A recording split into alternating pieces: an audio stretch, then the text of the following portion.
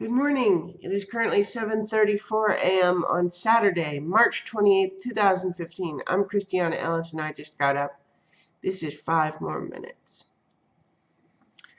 I think today I want to talk about the Unbreakable Kimmy Schmidt, the Netflix original TV show from creator Tina Fey and starring Ellie Kemper as a woman who was part of a sort of she was basically kidnapped and made to live in a fallout shelter for 15 years, along with a few others. And it's kind of one of those ripped from the headlines sorts of things. But she's just got such a sunny disposition, despite having now to try to readjust to normal society. And it is super funny.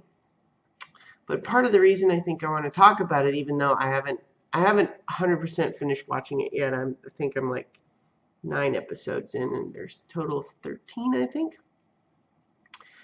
One of the things that I heard about it before I even started watching it, though, is that some people were questioning whether or not it had a problem with racial stereotypes in it.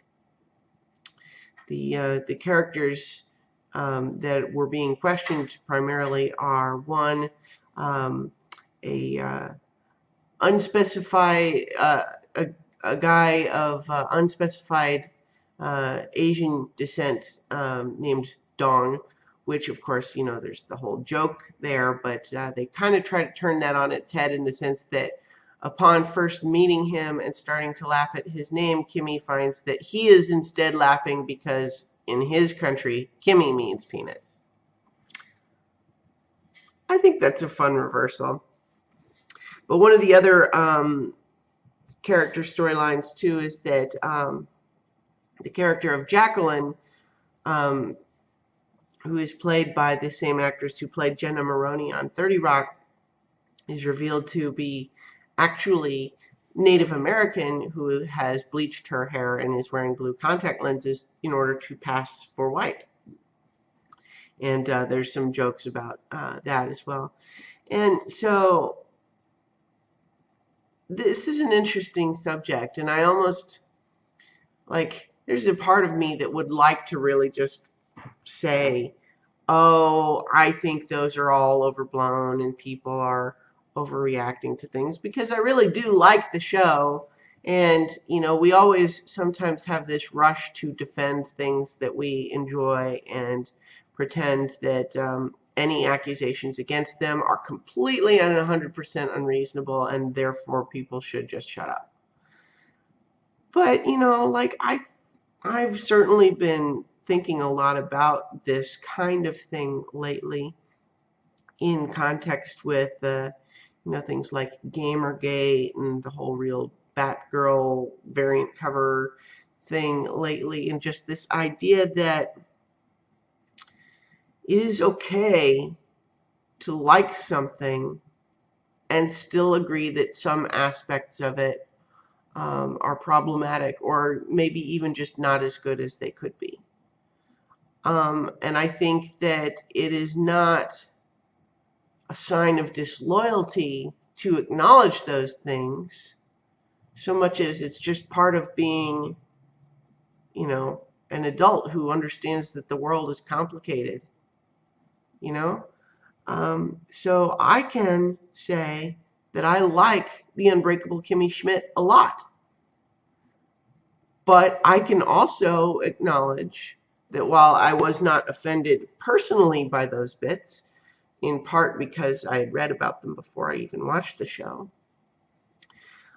I can also acknowledge, though, that when people say they were offended, I get what they're coming from. I don't think that it's an entirely unreasonable feeling for them to have.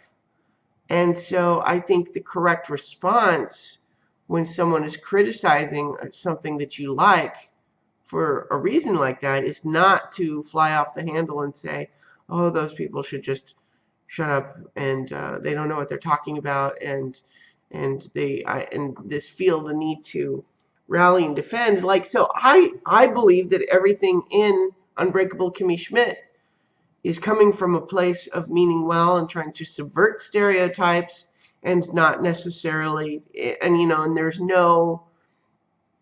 certainly no racist intent, of course not. I don't know that anyone is asserting that. And so let's not treat the accusations as though that's what's being said. What's being said is the character of Dawn, for example, is a bit of a stereotype. And yes, they play with those stereotypes a little bit. They subvert them a little bit. But we also don't have any other Asian American characters on the show to contrast the stereotype. So when he is the foreign kid who works hard, speaks broken English, he's good at math, even if they're poking fun at their awareness of the stereotype, when there's no other Asian American character on the show to balance it, maybe that's worth talking about.